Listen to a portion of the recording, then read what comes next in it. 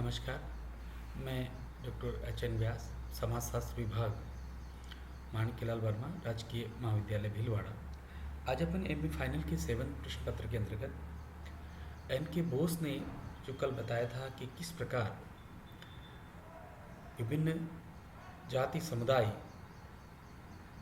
भिन्नता में एकता स्थापित करती है, उसी दृष्टि को आगे की बात करते हैं कि भारतीय सभ्यता और संस्कृति में एकता और समानता स्थापित करने में बोस ने जाति धर्म की भूमिका का भी गहन विश्लेषण किया है।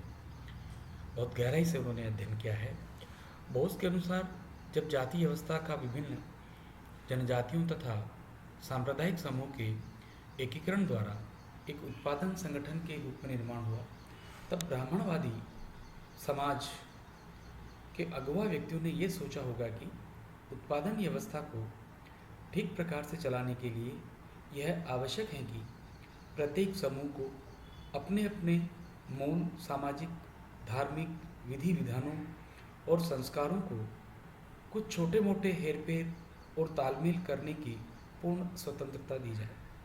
इस धारणा के पीछे यह मूल विचार कार्यरत रहा प्रतीत होता है कि प्रत्येक संस्कृति की रचना एक केंद्रीय धारणा के आधार पर होती है। कोई भी संस्कृति सत्य को उसकी संपूर्णता में अवगाहन नहीं करती, अर्थात प्रत्येक समुदाय सत्य को टुकड़ों टुकड़ों में देखता है।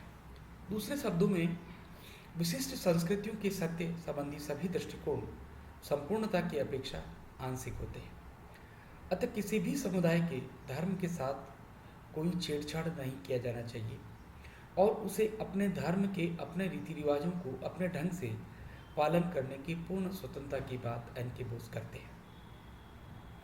इस धारणा और इसके साथ जुड़े मनोभावों के फलस्वरूप ब्राह्मणवादी धर्म संस्कृतियों के साथ साथ धर्म का एक संगम या सम्मिलन का संघ बन गया, जिसकी प्रकृति सीमावादी साम्यवादी उत्पत्ति वाली धार्मिक व्यवस्थाओं की एकल चारित्रिक व्यवस्था से भिन्न है।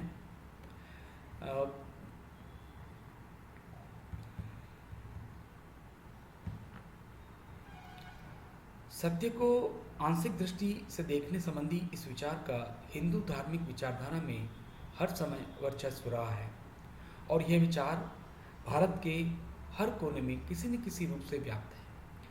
इस विचार ने भारतीय सभ्यता में एकता स्थापित करने में वही भूमिका अदा की है जो उत्पादन व्यवस्था के रूप में जाति और संपत्ति संबंधों के जीवन के अन्य क्षेत्रों में एकता उत्पन्न की है। इस मूल विचार ने ही अनेकानेक विधि विधानों के प्रचलन के बावजूद भी हिंदू समाज को एक सूत्र में बांधे रखा है। अति संक्षेप में, सत्य को बहुविध आंशिक दृष्टि से देखने का यह विचार ही भारतीय समाज को एकीकृत करने में एक महत्वपूर्ण कारक रहा है। भारतीय सभ्यता को यदि हम संपूर्ण रूप से में देखें तो हमें जीवन के भौतिक पक्षों में जाति व्यवस्था से भी अधिक भिन्नता देखने को मिलेगी, किंतु यह विभिन्नता धार्मिक विश्वासों और व्यवहार जैसे जीवन के उच्च पहलुओं में बहुत कम पाई गई है। यही कारण है कि एक हिंदू भारत के एक कोने से दूसरे कोने में भी जाकर बिना किसी हिचकिचाहट और अजनबीपन की भावना से वहाँ के धार्मिक संस्कारों में भाग ले सकता है, किंतु यह बात देश के दूसरे आर्थिक क्षेत्र पर लागू नहीं होती है जब तक कि वह स्थायी रूप में वहाँ रच बस नहीं जाता है और वहाँ की स्थानीय जातियों द्वारा स्वीकार नहीं कर लिया जाता है। भोजन और वेशभूषा के मामले में तो देश के एक भाग का व्यक्ति दूसरे भाग में पराया सा नजर आता है, क्योंकि भारत के अलग अलग भागों का खानपान और पहराव ओढ़ावा अलग अलग होता है। बोस के अनुसार भारत की एकता का चरित्र पिरामिडीय आकार लिए हुए हैं, जिसमें व्यक्ति जीवन स्तर में जितना ही ऊंचा उठता है, अर्थात भौतिक सुख सुविधाओं से सामाजिक संरचना और फिर सामाजिक संरचना से विश्वासों और भावनाओं की ओर बढ़ता है, वैसे वैसे इनके बीच की दूरी घटती जाती है। इस पिरामिड के शीर्ष पर विश्व दृष्टि के उच्चतम रूप होते हैं, जिसमें अनेकानेक स्वरूपों को स्वीकार किया गया है।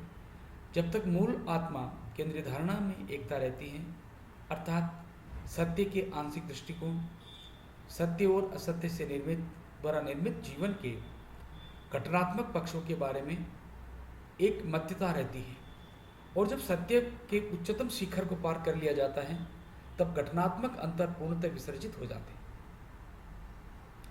अतः भारतीय सभ्यता को अपनी संपूर्णता में इसी दृष्टिकोण से देखा जाना चाहिए।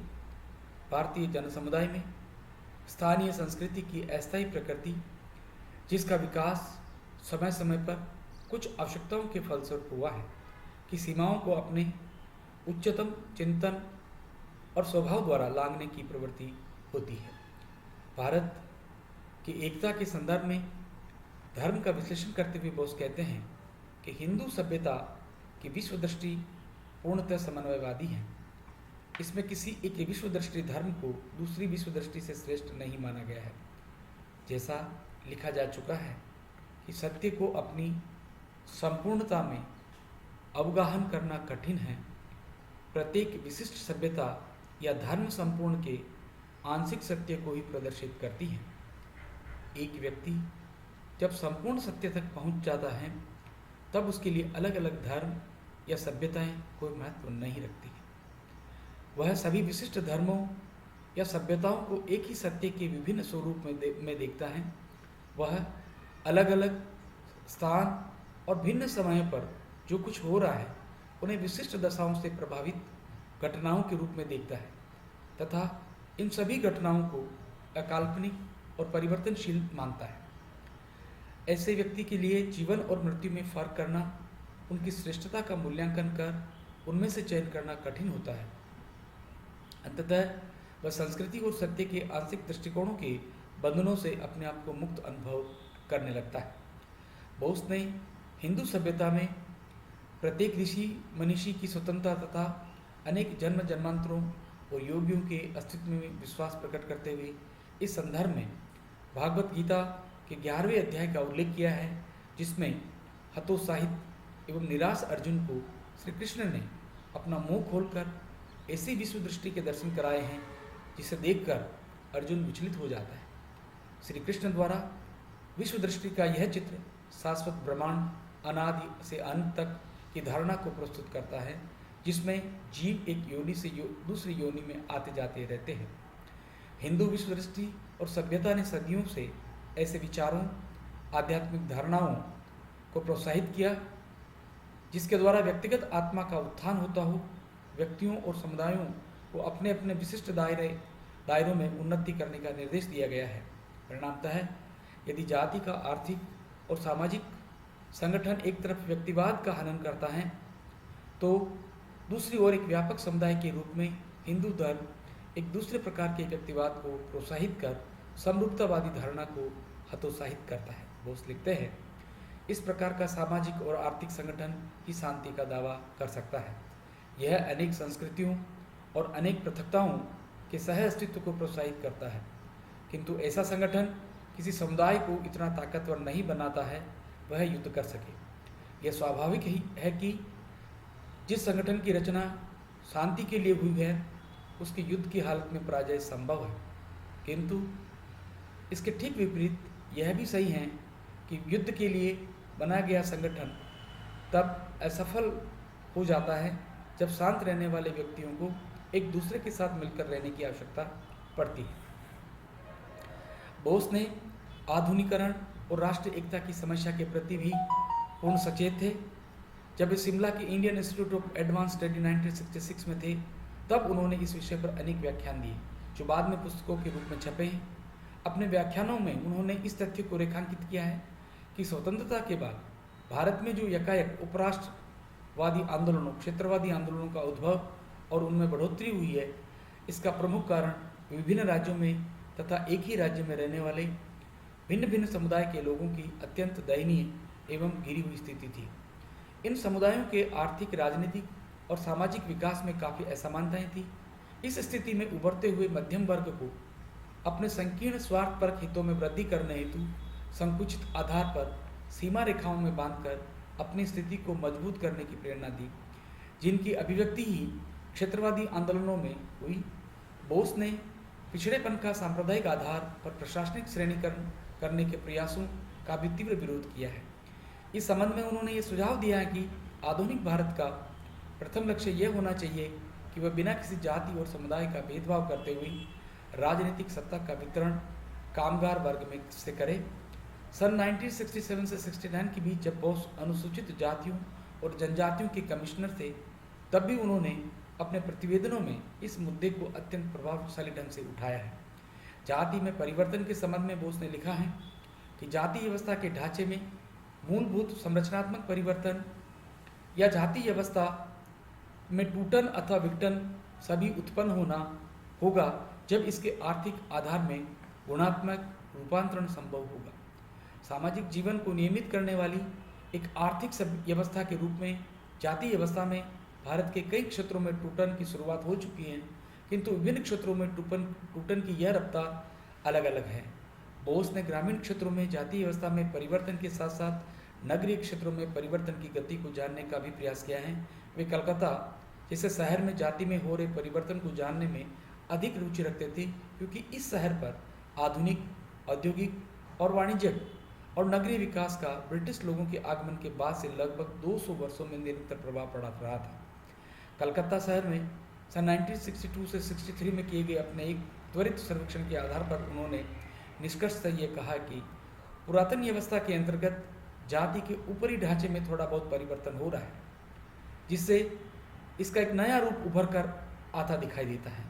फिर भी कोलकाता अमेरिका के शहरों के मॉडल पर ऐसा घुलन मिलनसार नगर अभी नहीं बन पाया है, जहाँ विभिन्न प्रकार के लोग और उनके विचार एक दूसरे में विलय हो जाते हो। अभी भी यहाँ जातिगत निष्ठाएं जीवित हैं। अभी भी यहाँ व्यक्ति उन लोगों के सहयोग पर निर्भर हैं जो उसी की भाषा में बातचीत करते हैं। ये सारे तथ्य जातीय और प्रजातीय समूह की भावनाओं को मजबूत करते हैं और जातीय व्यवस्था को बनाए रखने में मदद करते हैं। पिछले कुछ वर्षों में राजनीति से प्रेरित प्रतिस्पर्धात्मक जातियों में संगठनों भारी बढ़ोतरी के साथ साथ उनमें काफ़ी सक्रियता जाति चेतना भी आई है। बोस जातीय संगठनों की इस बढ़ोतरी को जाति व्यवस्था के मजबूत होने का संकेत नहीं मानते। सन 1958 में जाति संबंधी अपने लेख में बोस ने यह विचार व्यक्त किया कि जाति चेतना के विकसित हो जाने पर के आधार पर यह नहीं कहा जा सकता है कि संपूर्ण जाति व्यवस्था में मजबूती आ गई है। समूह पहचान के ऐसे तरीके के रूप में पिछले कुछ वर्षों में जाति में जो मजबूती दिखाई देती है, उसका कारण एक ही क्षेत्र की विभिन्न जातियों में सामाजिक परिवर्तन की भिन्न गति हो सकती है। बोस के अनुसार ये नए घटनाक्रम गैर प्रतिस्पर्धात्मक आरोपित जन्म आधारित पारंपरिक व्यवस्था से एक प्रतिस्पर्धात्मक व्यवस्था की ओर विचलन होने या जाने का संकेत मात्र है। दूसरे शब्दों में पुरानी संरचनाओं को विभिन्न नए सम्मिश्रणों के रूप में नए सामाजिक अर्थ देकर एक प्रयोग किया जा रहा है। आंद्रे बेताई की पुस्तक जातियाँ पुरानी और नई 1969 में समीक्षात्मक अपने लेख में बोस ने इस विचार से अपनी असहमति प्रकट की है कि सैनिक नौकरशाही और सिविल सर्विस के लोगों की एक अपनी अलग जाति बन गई है। बोस कहते हैं कि एक पारंपरिक व्यवस्था के रूप में जाति व्यवस्था की अब सीमित भूमिका रह गई है। संगठित समूह के रूप में जातियां नवीन राजनीतिक और आर्थिक भूमिकाएं ग्रहण कर रही है। एन.के. बोस के अध्ययन अनुसंधान के आयाम अत्यधिक व्यापक रहे हैं। जाति व्यवस्था, धर्म, सभ्यता और जनजातियों के अलावा नगरों की समस्याओं का भी उन्होंने अध्ययन किया। इस संबंध में उनका एक लेख मैन इन इंडिया नामक पत्रिका में 1971 में छपा। कलकत्ता की एक सामाजिक समस्या के रूप में उन्होंने एक लेख लिखा। इस लेख में बोस ने भारत में ईस्ट इंडिया कंपनी के आने के बाद एक शहर के रूप में सन 1968 में कलकत्ता के जन्म से लेकर इसके जनसंख्या के आकार में वृद्धि के फलस्वरूप उत्पन्न सामाजिक विघटन और मानक शून्यता एनामी की समस्या का विशद विवेचन किया है। बोस ने लिखा है कि तीव्र गति से जनसंख्या में वृद्धि के कारण विभिन्न बस्तियों समुदायों के बीच सामाजिक संबद्धता कोई जन की मात्रा कमजोर पड़ती जा रही है।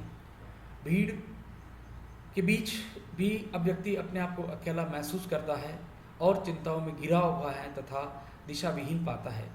पुरानी संस्थाओं के स्थान पर नवीन संस्थाओं के निर्माण करने की चाहत लोगों में न दिखाई देती है और न ही व्यक्तियों में इस मसले के बारे में अपने दायित्वों के प्रति जागरूकता ही है।